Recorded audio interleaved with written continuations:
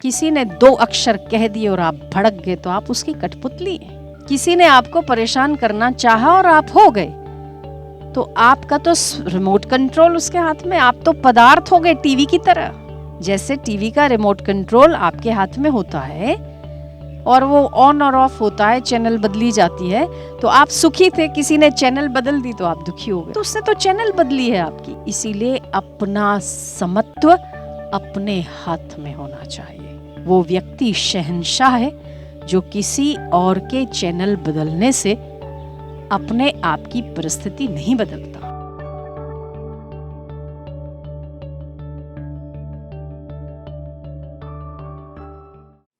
परिस्थितियां आना मनुष्य के बस की बात नहीं है, मनुष्य के हाथ की बात नहीं है परिस्थितियों का आना, पर समत्व रखना मनुष्य के हाथ की बात है। परिस्थितियों का आना और परिस्थितियों का जाना, आना और जाना जो आती है वो जाने के लिए आती है, पर समता हमारे घर की चीज है, समता हमारे भीतर की चीज है जो न कभी आती है न कभी जाती। कोई गुस्सा दिलाए या कोई क्रोध दिलाए, उस पे क्रोध कर लेना तो आप उसके हाथ की कठपुतली हो गए। जैसे उसने नचाया वैसे आपने नाच लिया, उसका बल तो और बढ़ गया। पर यदि क्रोध की स्थिति आती है उसके बावजूद भी यदि आप समत्व रखते हैं तो उसका बल क्षीण हुआ और आपका समत्व बढ़ गया। दूसरी बात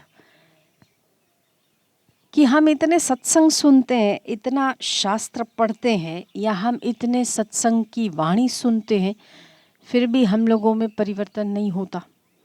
वही क्रोध, वही गुस्सा, छोटी छोटी बात में चिड़चिड़ापन, छोटी छोटी बात में अहंकार।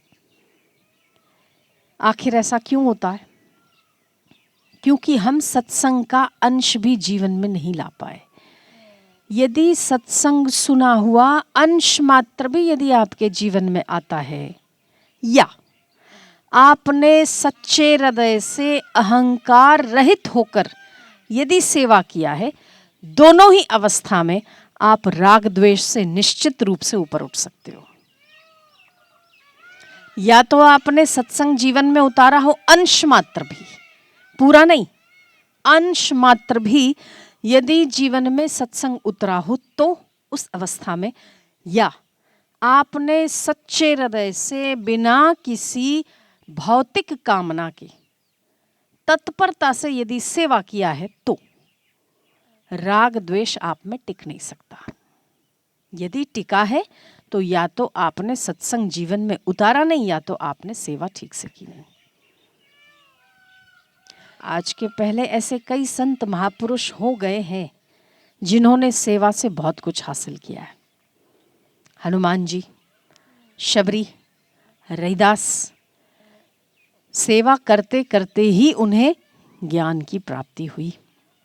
मनुष्य के जीवन में कोई न कोई निष्काम कर्म अवश्य होना चाहिए, जो कामना रहित हो, जो बिना कामना के हो, जो बिना किसी सौदेबाजी के हो। जिसके जीवन में एक भी कर्म ऐसा है जो कामना रहित है, वो एक निष्काम कर्म 1000 कामना वाले कर्मों पर भारी पड़ सकता है। तो आज सुबह जो मैया जी ने बताया वही हम आपको बता रहे हैं कि सबसे पहली बात कि परिस्थितियां आना जाना, प्रकृति, कुदरत, मनुष्य की बनाई हुई स्थितियों के हाथ में हो सकता है, पर आपका दुखी और सुखी होना किसी और के हाथ में नहीं होता, आपके स्वयं के हाथ में होता है। इसीलिए समता रखना चाहिए। परिस्थितियां तो आपको ऊपर नीचे करने वाली आती ही हैं और आती रहेंगी। उसमें आप घबरा जाओ, उसमें आप चिढ़ जाओ, उसके सामने आप तुरंत प्रतिकार करो, वो ज़रूरी नहीं होता। समत्व से भी प्रतिकार किया जा सकता है। समता रखने से आपका बल बढ़ता है, सामने वाले का बल क्षीण होता है। दूसरी बात कि हम इतना सत्संग सुनते हैं तो केवल सुनना, वेदांत सुन के लोग वेदांत नीरस जीवन हो जाता है, और वेदांत कभी भी निरसता नहीं सिखाता। यदि आप वेदांत सुन के या सत्संग सुन के निरस हो रहे हैं तो इसका मतलब कि आपने उस सत्संग का विपरीतीकरण अर्थ निकाला है, सही अर्थ नहीं किया। क्योंकि परमात्मा का तो दूसरा नाम चित्त सत्य आनंद है। वो तो नित्य नवीन आनंद देने वाला, और उसको जो बजता है वो भी नित्य नवीन रस से पूर्ण होता है। तब उसका सत्संग सुनने वाला भला बोर कैसे हो सकता है?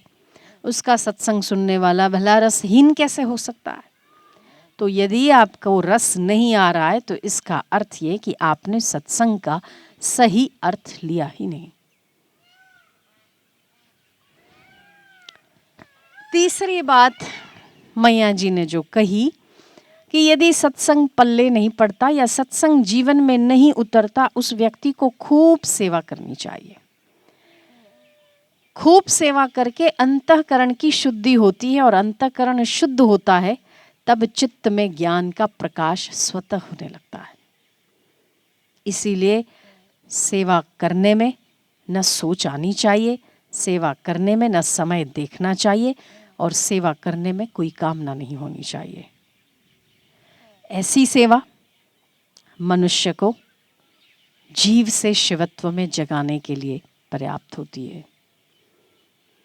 एक बार सत्संग या ज्ञान या वेदांत समझ में ना आए पर सेवा करना तो सबके बस की बात है। सेवा तो सभी कर सकते हैं।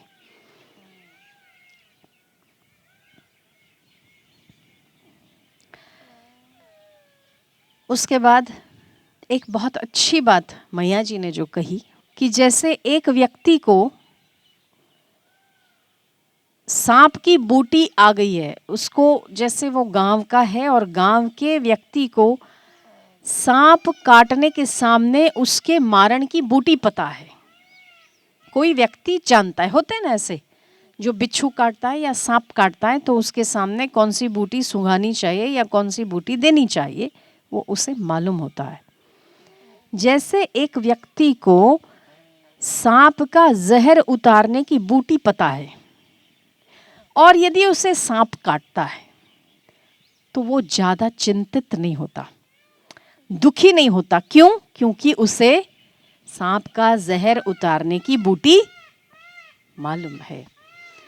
ठीक उसी प्रकार संसार में अनेक दुख हैं, फिर भी वो व्यक्ति दुखी, परेशान और जल्दी चिड़चिड़ा और क्रोधी नहीं होता जिसे ये सुखी होने की बूटी पता होती है। बड़ी सुंदर बात कही, बहुत ही सुंदर, कि जैसे सांप का जहर उतारने वाले व्यक्ति को बूटी का पता है तो उसे सांप काटता है तो वो दुखी नहीं होता। क्यों? क्योंकि उसे मालूम है कि मुझे बूटी पता है। बाकी के लोग सांप काटने से कम और उसके भय से ज्यादा मरते। ऐसे ही संसार में अज्ञानी लोग दुख से इतना दुखी नहीं होते जितना दुख के चिंतन से दुखी होते हैं। बहुत सुंदर बात है। दुख इतना दुखी आदमी को नहीं करते। दुख की परिस्थिति आती है, उसका प्रेशर हो सकता है कि 100 गुना हो, पर वो कुछ सेकंड के लिए होता है। उसके बाद तो धीरे धीरे वो कम होता जाता है। पर व्यक्ति मेरे को फलाने ने ऐसा कह दिया, उसके चिंतन कर करके आदमी अपने आप को दुखी बनाता है। दुख इतना दुखी नहीं करते। ध्यान देने वाली बात है कि मनुष्य को दुख इतना दुखी नहीं करते जितना दुखों का चिंतन दुखी करता है। जब ऐसा हो तब उस व्यक्ति को चाहिए कि सुख, उस दुख में से सुख कैसे बनाना, ये सत्संग से उस बूटी का जिसको पता चल गया, वो हजारों परिस्थितियां आती है फिर भी अपनी समत्व, अपनी समता नहीं खोता है और वो सुखी होता है। तो आपको भी यहाँ सर्प हैं बहुत बड़े बड़े, काम सर्प है, क्रोध सर्प है, अपमान सर्प है, निंदा सर्प है, लोभ सर्प है। कितने भयंकर भयंकर अजगर और सर्प बैठे हैं संसार में, जो आपको बात बात पे डसते और आप दुखी होते रहते हैं। आप भी जब जब सर्प काटे तो सुखी बनने की बूटी को यदि अपने पास रखोगे, जैसे ही आपने फाक ली, आप तुरंत दुख से निवृत्त हो गए। और दुखों की आत्यंतिक निवृत्ति बिना समत्व के नहीं आ सकती। किसी ने 2 अक्षर कह दिए और आप भड़क गए तो आप उसकी कठपुतली हैं, इससे अधिक और कुछ नहीं। किसी ने आपको परेशान करना चाहा और आप हो गए, तो आपका तो रिमोट कंट्रोल उसके हाथ में, आप तो पदार्थ हो गए टीवी की तरह। जैसे टीवी का रिमोट कंट्रोल आपके हाथ में होता है और वो ऑन और ऑफ होता है, चैनल बदली जाती है, तो आप सुखी थे, किसी ने चैनल बदल दी तो आप दुखी हो गए, किसी ने फिर चैनल बदल दिया आप भड़क गए, किसी ने और चैनल बदल दिया आप गुस्सा हो गए, किसी ने और चैनल बदल दिया आप मारने पे आ गए। तो उसने तो चैनल बदली है आपकी, तो आप तो टीवी के डिब्बे से ज्यादा कुछ भी नहीं। इसीलिए अपना समत्व अपने हाथ में होना चाहिए। वो व्यक्ति शहंशाह है जो किसी और के चैनल बदलने से अपने आप की परिस्थिति नहीं बदलता। तो परिस्थितियां आती है और जाती है, परिस्थितियां लाना और भेजना आपके हाथ में नहीं है, पर समत्व रखना आपके हाथ की बात है। तो जब जब परिस्थिति आए तो कोई भड़काने वाली, कोई गुस्सा दिलाने वाली, कोई क्रोध की, उस समय आप इस बात को याद रखिए कि सामने वाले ने आपको कठपुतली बनाया है, तो जरूरी नहीं कि आप कठपुतली बनो, आप उसके राजा बन सकते हो।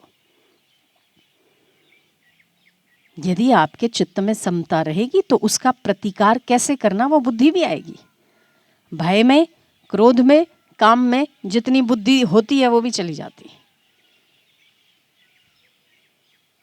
जोश में होश खो बैठते हैं, तभी तो इतने झगड़े हैं, इतने उपद्रव देश में, इतने उपद्रव क्यों होते हैं आजकल?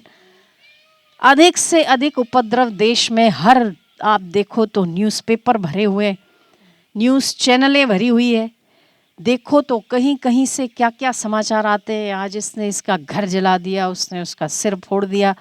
इतने उपद्रव क्यों हैं? पहले की अपेक्षा सुविधा बढ़ी है, पहले की अपेक्षा साधन बड़े हैं, तो पहले की अपेक्षा समझदारी बढ़नी चाहिए ना। समझदारी नहीं बढ़ी। क्यों? क्योंकि परमात्मा को श्रेष्ठ समझने की बुद्धि कम हो गई है। जिन जिन देशों में परमात्मा की श्रेष्ठता का अस्तित्व जाता रहेगा, वो देश, कुल, परिवार, खानदान, कंपनी, संस्था, जो भी यूनिट्स हैं, जो भी पब्लिक को लेकर चलने वाले कुल है, परिवार है जिसमें 4 सदस्य हैं, जिन परिवारों में परमात्मा की श्रेष्ठता का अस्तित्व स्वीकार होता है, वहाँ वहाँ झगड़े कम होते हैं, उन देशों में उपद्रव कम होते हैं, और परमात्मा के श्रेष्ठ होने का अस्तित्व और एहसास बिना महापुरुषों के कहीं पर भी नहीं आ सकता। परमात्मा है और परमात्मा हर जगह पर है और हर समय आपको देख रहे हैं। ये बात जो सत्संग से समझ आती है, वो किसी न धर्म से, न किसी राजकारण से, न किसी कानून से और न किसी नियम बनाने से समझ आती है।